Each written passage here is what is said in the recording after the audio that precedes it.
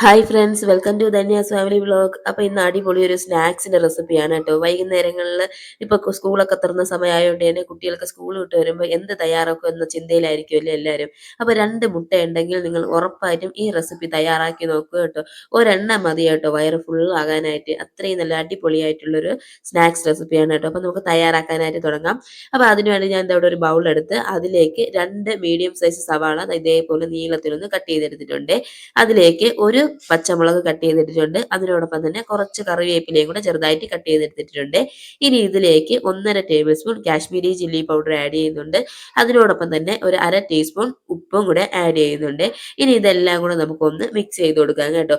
അപ്പോൾ സ്പൂൺ വെച്ച് മിക്സ് ചെയ്യുന്നതിനേക്കാളും നല്ലത് കൈ കൊണ്ട് നല്ലോണം അതങ്ങ് ഞെരടി മിക്സ് ചെയ്യുന്നതാണ് കേട്ടോ. അപ്പം സവാളയുടെ വെള്ളമൊക്കെ ഒന്ന് ഇറങ്ങി വരുമ്പോഴാണ് കേട്ടോ നമുക്ക് ഇതിലേക്ക് പൊടികളൊക്കെ ഇട്ട് കൊടുത്ത് നമുക്ക് ആവശ്യത്തിന് ബാക്കിയുള്ള വെള്ളവും കൂടെ ഒഴിച്ച് നമുക്ക് മിക്സ് ചെയ്താൽ മതിയാവും കേട്ടോ. അപ്പോൾ അതുകൊണ്ട് തന്നെ കൈ കൊണ്ട് നല്ലോണം ഒന്ന് ഞെരടി മിക്സ് ചെയ്ത് കൊടുത്തതിന് ശേഷം ഒരു 10 മിനിറ്റ് നമുക്ക് ഇതൊന്ന് റെസ്റ്റ് ചെയ്യാനായിട്ട് മാറ്റി വെക്കാമേ. ആ സമയം കൊണ്ട് നമുക്കൊരു 3-4 ബ്രെഡ് മിക്സിയുടെ ജാറിലിട്ടൊന്ന് അടിച്ച് ഇതേപോലെ ഒരു ബ്രെഡിന്റെ പൊടി ഉണ്ടാക്കിയെടുക്കാം. അതിനോടൊപ്പം തന്നെ ഒരു ബൗൾ എടുത്ത് അതിലേക്ക് ഒരു 1.5 ടേബിൾ സ്പൂൺ മൈദാ മാവ് ആഡ് ചെയ്ത് കൊടുക്കുക. അതിനോടൊപ്പം കുറച്ച് വെള്ളവും കൂടെ ഒഴിച്ചു കൊടുത്ത് നമുക്കതൊന്ന് മിക്സ് ചെയ്തെടുക്കാം കേട്ടോ. ഏകദേശം ഒരു ദോശമാവിന്റെ പരുവത്തിനെക്കാളും കുറച്ചുകൂടെ ലൂസ് ആയിട്ടുള്ള ഒരു കൺസിസ്റ്റൻസി കേട്ടോ. അപ്പോൾ ആ ഒരു പരുവത്തിന് നമുക്ക് മൈദാ മാവ് ഒന്ന് കലക്കിയെടുക്കാമേ. കുറേശ്ശെ വെള്ളം ഒഴിച്ച് കലക്കുമ്പോഴത്തേക്കും അത് കട്ടകളൊന്നും ഇല്ലാതെ നല്ല രീതിയിൽ അതൊന്ന് ലൂസായി കിട്ടും കേട്ടോ. അപ്പോൾ ഇവിടെ മൈദാ മാവ് മിക്സ് ഇവിടെ റെഡി ആയിട്ടുണ്ട്. അപ്പോൾ 10 മിനിറ്റ് കഴിഞ്ഞ് നമ്മൾ ഉള്ളിയുടെയൊക്കെ ഇവിടെ റെഡിയായി വന്നിട്ടുണ്ട്. ഇതിലേക്ക് നമുക്കിനി 1.5 ടേബിൾ സ്പൂൺ കടലമാവ് ആഡ് ചെയ്ത് കൊടുക്കാം. അതിനോടൊപ്പം തന്നെ 1 ടേബിൾ സ്പൂൺ മൈദാ മാവും കൂടെ ആഡ് ചെയ്യുന്നുണ്ട്.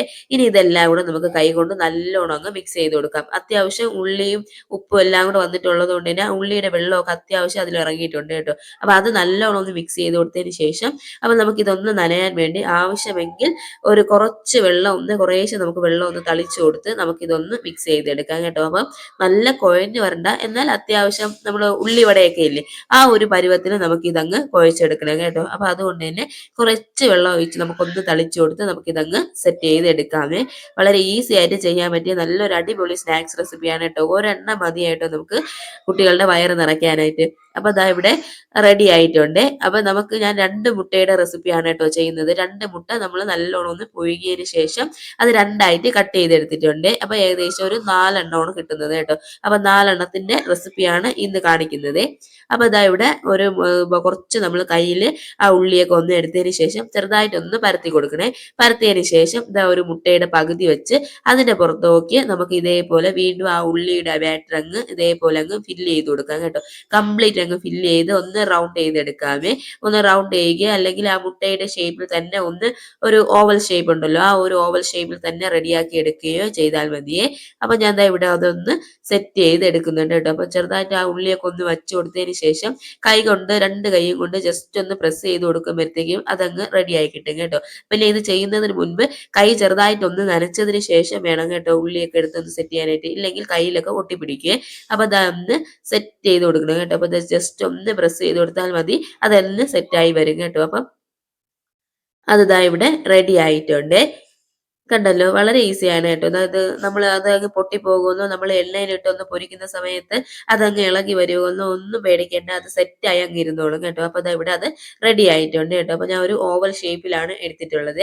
ഇനി നമ്മൾ ജസ്റ്റ് ഒന്നും കൂടെ കാണിക്കാം കേട്ടോ. അപ്പോൾ നമ്മൾ ഓരോന്നും തയ്യാറാക്കുന്നതിന് മുമ്പ് കൈ ഒന്ന് നനച്ചു കൊടുക്കണം. നനച്ചതിന് ശേഷം കൈയുടെ ഉള്ളം കൈയിൽ വെച്ച് ഇതേപോലെ ഒന്ന് പരത്തി കൊടുത്തതിന് ശേഷം ഒരു മുട്ടയുടെ പകുതി എടുക്കണേ. പകുതി എടുത്ത് അതങ്ങ് അടച്ചു വെച്ച് കൊടുക്കാം.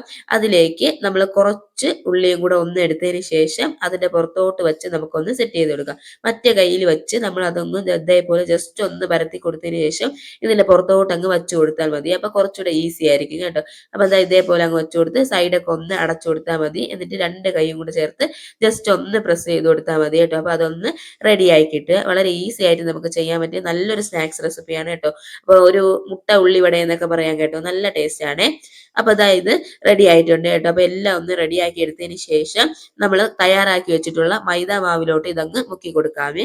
മുക്കിയതിന് ശേഷം നമ്മൾ തയ്യാറാക്കി വെച്ചിട്ടുള്ള ബ്രെഡിന്റെ പൊടി ഉണ്ടല്ലോ അതിലേക്ക് നമുക്ക് ഇതങ്ങ് ഇട്ട് കൊടുക്കാം കേട്ടോ. അപ്പൊ നമ്മൾ ഏത് കയ്യിലാണോ മൈദാ മാവ് എടുത്തിട്ടുള്ളത് ആ നനവുള്ള കൈ കൊണ്ട് നമ്മൾ ബ്രെഡിന്റെ പൊടി എടുക്കരുത് കേട്ടോ. അത് ബ്രെഡ് എല്ലാം ഒരുമാതിരി കുഴഞ്ഞു പോകും കേട്ടോ. അപ്പൊ അതുകൊണ്ട് മറ്റേ കൈകൊണ്ട് നമ്മള് ആ ബ്രെഡിലേക്ക് നമ്മള് ഈ തയ്യാറാക്കി വെച്ചിട്ടുള്ള ആ മുട്ട ഒന്ന് ഉരുട്ടിയെടുക്കണം കേട്ടോ. എല്ലാ സൈഡിലും ആ ബ്രെഡിന്റെ പൊടിയൊക്കെ ഒന്ന് പുരട്ടി റെഡിയാക്കി എടുക്കണേ. അപ്പൊ ദാ ഇവിടെ റെഡിയാക്കി എടുത്തിട്ടുണ്ട് കേട്ടോ. അപ്പൊ ഇതേപോലെ നമുക്ക് ഓരോന്നായിട്ടങ്ങ് ചെയ്തെടുക്കാം. അപ്പൊ ഇതാ അതിന് ശേഷം എണ്ണ ഒന്ന് വെച്ച് എണ്ണ ഒന്ന് ചൂടായതിന് ശേഷം നമുക്ക് ഇതിലേക്ക് ഇട്ട് കൊടുക്കാം കേട്ടോ. അപ്പൊ നമ്മുടെ പാത്രത്തിന്റെ വലിപ്പം അനുസരിച്ച് നമുക്ക് ഇട്ട് കൊടുക്കാമേ. അപ്പൊ ഞാൻ ദാ ഇവിടെ ഓരോന്നായിട്ട് ഇട്ട് കൊടുത്ത് ഒന്ന് വേവിക്കുന്നുണ്ട്. ഒരു സൈഡ് ഒന്ന് ചെറുതായിട്ട് ഒരു ബ്രൗൺ ഷെയ്ഡ് ആവുമ്പോഴത്തേക്കും മറു സൈഡും കൂടെ ഒന്ന് വേവിച്ചെടുക്കണേ.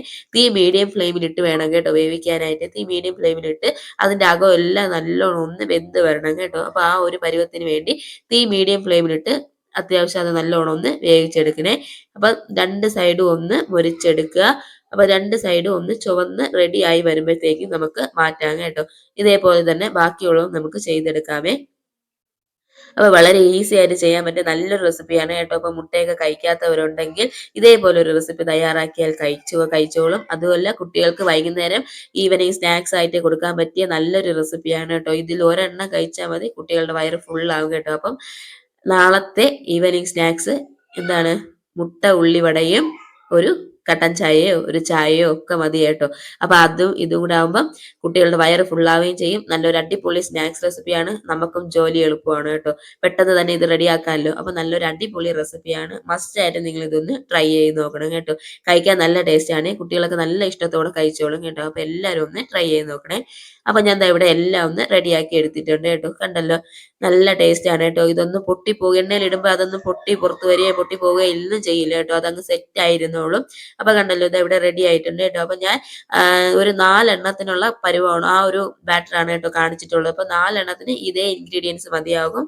കൂടുതൽ തയ്യാറാക്കുമ്പോൾ ഇൻഗ്രീഡിയൻസ് എല്ലാം അതേപോലെ ഒന്ന് കൂട്ടിയെടുക്കണം കേട്ടോ. അപ്പൊ അതിവിടെ റെഡി ആയിട്ടുണ്ട് കേട്ടോ. നല്ല സോഫ്റ്റ് ആയിട്ടുള്ള ഒരു റെസിപ്പിയാണ് കേട്ടോ. പുറമൊക്കെ നല്ല ക്രിസ്പിയാണ്, അകം നല്ല സോഫ്റ്റും ആണ്. ഇതെല്ലാം നല്ല വെന്ത് വന്നിട്ടുണ്ട് കേട്ടോ. അപ്പൊ മുട്ട നമ്മൾ നേരത്തെ വേവിച്ച് പകുതിയായിട്ട് കട്ട് ചെയ്ത് വെച്ച മുട്ടയാണ് കേട്ടോ. അപ്പൊ അതുകൊണ്ട് തന്നെ അകം എല്ലാം നല്ലോണം വെന്ത് റെഡിയായി വന്നിട്ടുണ്ട്. അപ്പൊ എല്ലാവരും ഒന്ന് ട്രൈ ചെയ്ത് നോക്കൂ. ഫീഡ്ബാക്ക് കമന്റ്സ് ആയിട്ട് അറിയിക്കും.